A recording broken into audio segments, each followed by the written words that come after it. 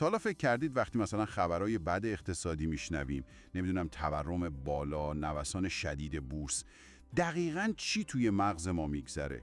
چرا گاهی وقتا تصمیمای مالی میگیریم که خب بعداً میگیم کاش این کارو نمیکردم، انگار منطقی نبوده؟ پس هدفمون امروز اینه که بفهمیم این واکنش‌های مغزی که انگار خیلی هم دست خودمون نیستن چی ان واقعاً و چطوری روی تصمیم‌های اقتصادی ما اثر میذارن، مخصوصاً تو این شرایط پرنوسانی که خب هممون تو ایران تجربهش کردیم دیگه. بذارید اینجوری فکر کنیم، انگار مغز یه دکمه وحشت داره. خب اینکه ما چقدر از ضرر کردن بدمون میاد.